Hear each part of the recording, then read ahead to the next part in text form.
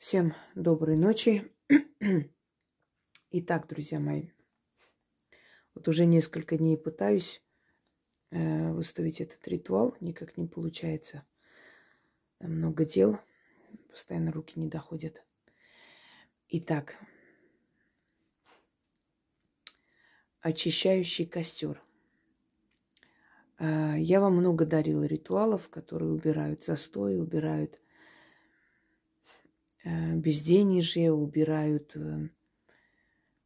какие-то препятствия с дороги. Они все рабочие, они все сильные.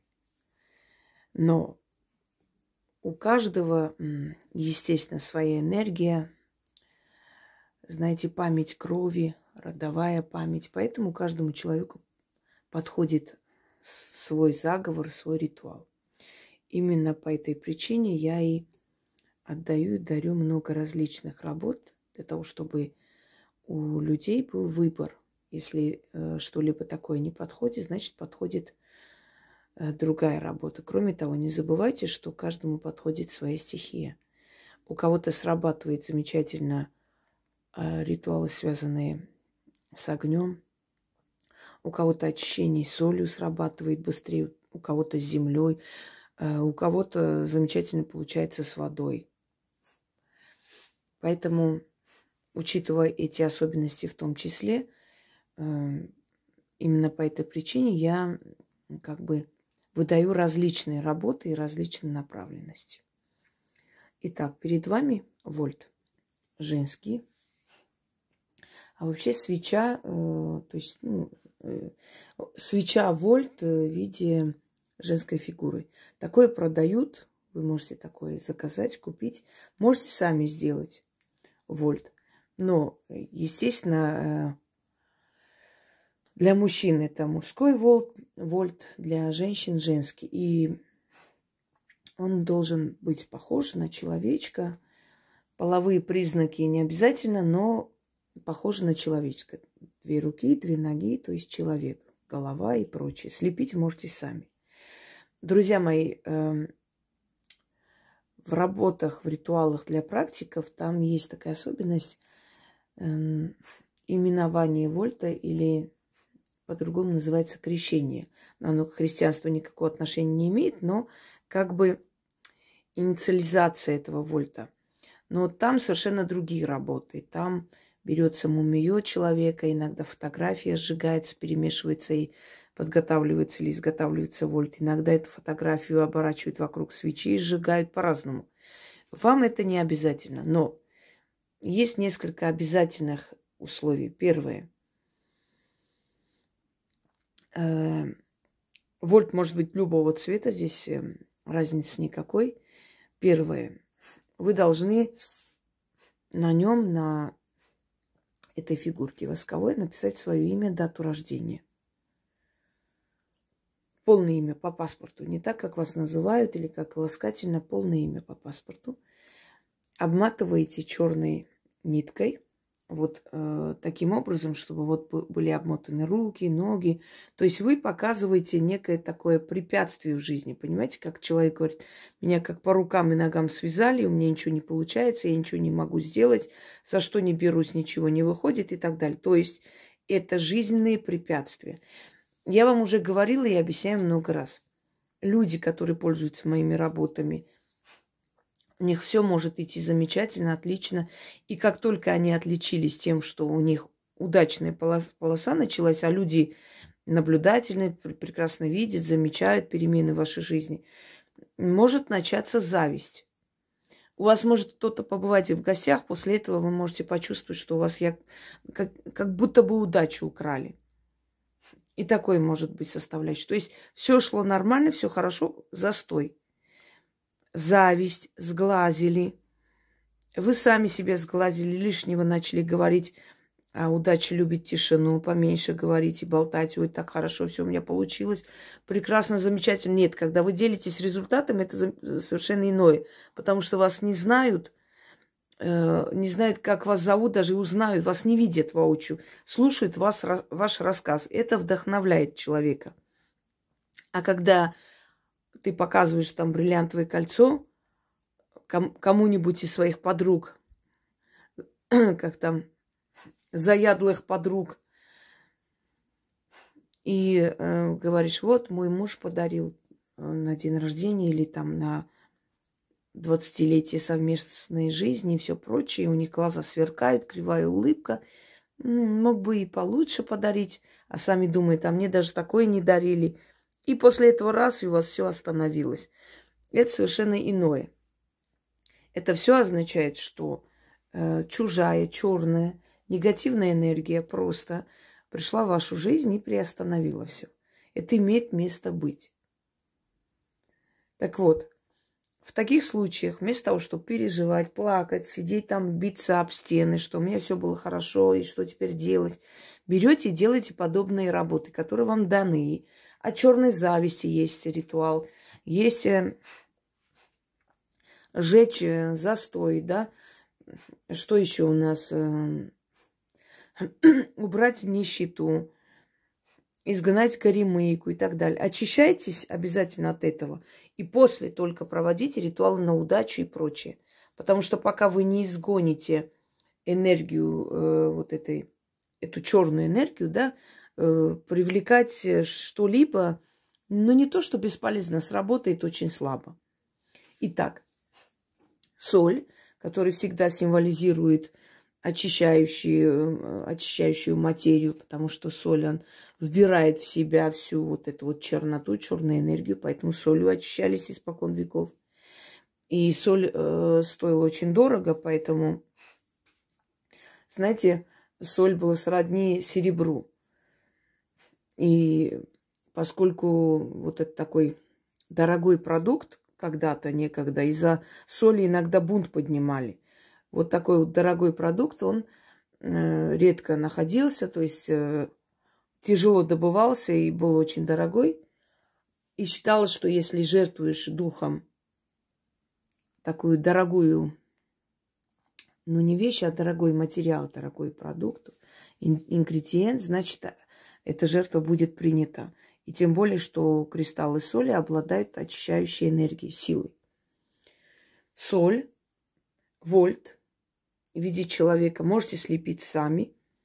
Значит, нужно обмотать черной шерстяной ниткой, обязательно из шерсти, не другой. В других ритуалах подходят другие. Здесь именно шерсть. Далее. 6 черных восковых свечей. Прошу не спрашивать у меня, где найти, а что делать, а можно ли фломастером красить. Нет. Воск должен быть черный, у него особая энергия. И работать сильнее.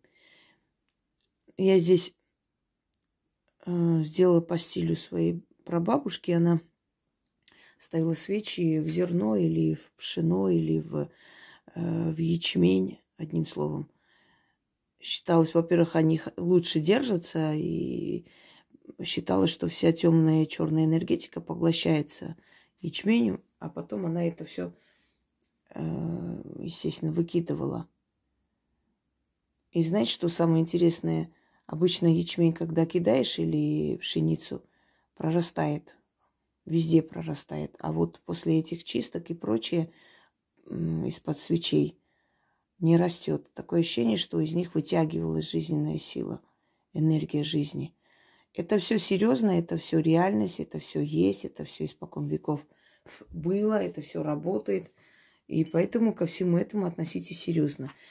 И соблюдайте все эти меры предосторожности, которые вам сказаны, и все вот эти особенности ритуалов и, скажем так, все условия. Если вы хотите, чтобы у вас получилось. Это так, просто для освещения, чтобы лучше было видно все действия, которые я делаю. Итак, вот таким образом, значит, зажигаем 6 свечей, потом зажигаем сам вольт. И он должен полностью растаять, вместе с этими всем должен сгореть. И, значит, все это уйдет, естественно, в соль. И после того, как мы 6 раз прочитали, мы ждем, пока этот вольт догорит. Потом это все вместе с 6 огарками свечей Все это кидаем. Ну, свечи можно потушить, когда вот прям догорит до этого предела. Естественно, можно потушить. Главное, чтобы основная часть сгорела.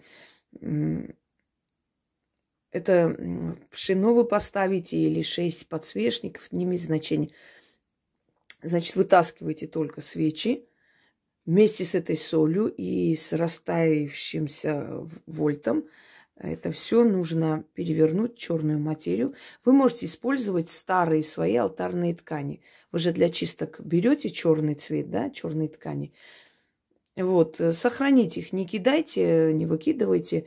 И можете потом в этих ритуалах использовать, когда нужно там, значит, в черную материю выносить, там оставлять. Вы можете вот эту материю использовать, потому что, во-первых, там уже грязно, там обожжённое, все такое, время от времени ткань меняется. И, во-вторых, она поглощает всю эту черноту, естественно, его просто хранить нет смысла ни для каких дел. А вот для таких вот работ, для таких чисток выносить, он замечательно подходит. То есть этот материал можете использовать в таких вот целях. Зажигаем вольт. Вы можете этот вольт слепить из скольких свечей хотите. Как вам удобно его слепить, так и слепите. То есть если вам 5 свечей понадобилось, можете все. Главное, чтобы наверху был фитиль, чтобы эта свеча общая, уже вольт свеча, она начала гореть, чтобы она горела. То есть приспособьте. Или закажите, есть такие, ну сейчас таких магазинов магии, мне кажется, везде полно. То есть даже тут искать не нужно. И везде есть подобные,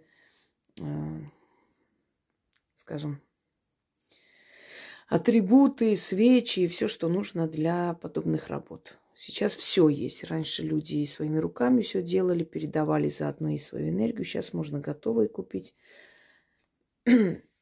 Знаете, по силе равны ли? Если правильно сделаете ритуал, в принципе, особой разницы нет. Главное здесь сделать правильно. Читайте 6 раз. Когда будете читать, будет такое ощущение покалывания, как будто вот по лицу вот проходит, как комары кусают. Начинает вот это вот покалывание всего тела, лихорадить начнет, может затошнить, может вырвать, потому что вы отрываете от себя эту черную энергию. И после станет легче, намного легче. И вот это ощущение безысходности, беспомощности, отчаяния иногда, опускаются руки. Согласитесь, когда у человека вроде все шло хорошо, в какой-то момент все встало. Или какое-то дело вот уже должно получаться, и ни в какую. Просто как пробка образовалась, и не пробьешь эту стену. Вот в таких случаях это все очищается. В течение 2-3 дней все встает на свои места. Если все сделаете правильно. Выносить можно на следующий день, или в тот же вечер, или тот же день. Значит так, про Луну не спрашиваем. Открываем мой видеоролик и смотрим. Луна в магии. Если бы Луна была важна, я бы сказала, мои работы, в принципе, в основном, они созданы таким образом, чтобы человек не ждал какого-то цикла, да, лунного цикла для того, чтобы провести. Поскольку деньги нужны всегда, и защита нужна в любое время, ты не можешь ждать какого-то особого времени для того, чтобы что-то для себя провести. Согласитесь? Поэтому они созданы именно... Ну, такой стиль называется уникальный, который подходит в любое время и прочее. Но проводить можете в любой день, но старайтесь в праздники и на выходные такие чистки не проводить, потому что у праздников и у выходных отрицательная энергия. Потому что мы знаем, что человечество в основном праздновать не умеет. Это пьянки, это, скажем, скандалы и прочее. И у праздников и выходных энергия не очень хорошая. То есть неподходящая. Но если прям вот не втерпешь, можно провести, но сработает не так. Не так сильно. Ничего плохого не будет, но он не так сильно. Постарайтесь избегать праздников и выходных. И, значит,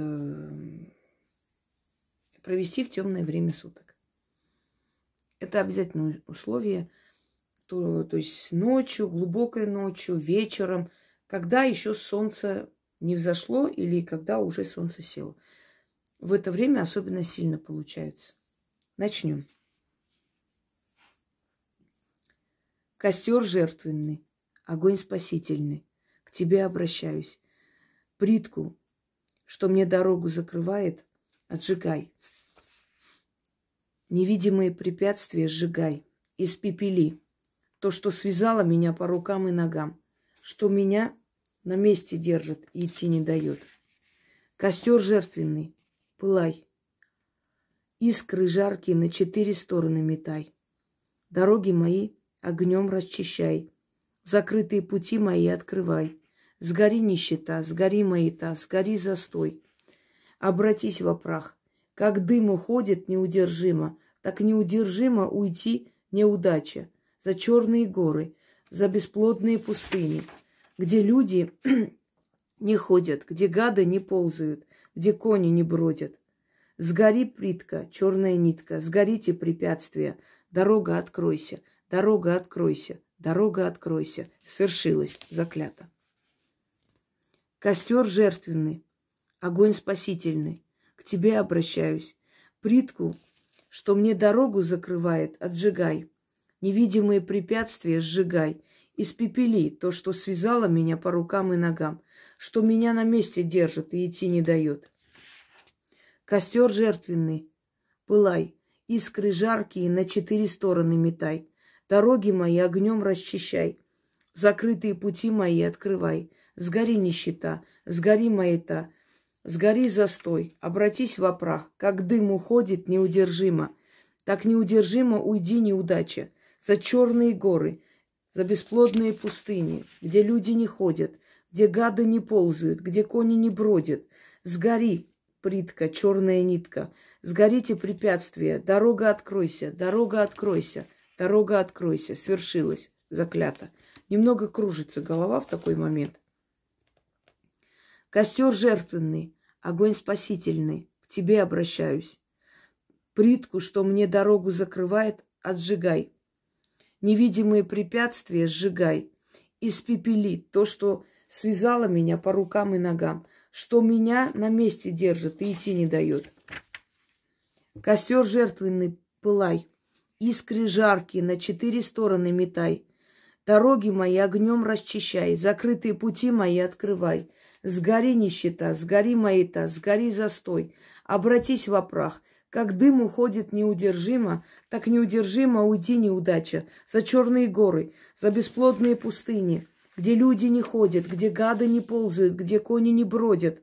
Сгори плитка, черная нитка, сгорите препятствия. Дорога откройся, дорога откройся, дорога откройся. Свершилось, заклято. Костер жертвенный, огонь спасительный, к тебе обращаюсь. Плитку, что мне дорогу закрывает, отжигай. Невидимые препятствия сжигай. Испепели то, что связало меня по рукам и ногам, что меня на месте держит и идти не дает. Костер жертвенный, пылай. Искры жаркие на 4 стороны метай. Дороги мои огнем расчищай. Закрытые пути мои открывай.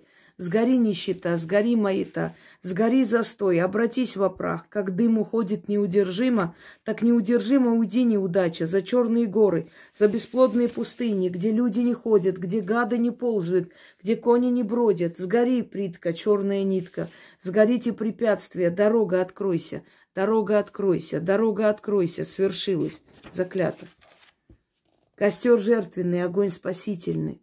К тебе обращаюсь, плитку, что мне дорогу закрывает, отжигай. Невидимые препятствия сжигай. Испепели то, что связало меня по рукам и ногам, что меня на месте держит и идти не дает. Костер жертвенный, пылай, искры жаркие на 4 стороны метай. Дороги мои огнем расчищай, закрытые пути мои открывай. Сгори нищета, сгори маята, сгори застой, обратись во прах. Как дым уходит неудержимо, так неудержимо уйди неудача. За черные горы, за бесплодные пустыни, где люди не ходят, где гады не ползают, где кони не бродят. Сгори, плитка, черная нитка, сгорите препятствия, дорога откройся, дорога откройся, дорога откройся. Свершилось, заклято. по-моему, 6 раз прочитала. Но учтите, если вы возьмете вот такую свечу, эта свеча будет гореть долго. Поэтому это тоже учитывайте. На всякий случай. Всем удачи, всех благ. И пользуйтесь, меняйте свою жизнь. Все в ваших руках. Просите, и силы вам помогут. Всем всего хорошего.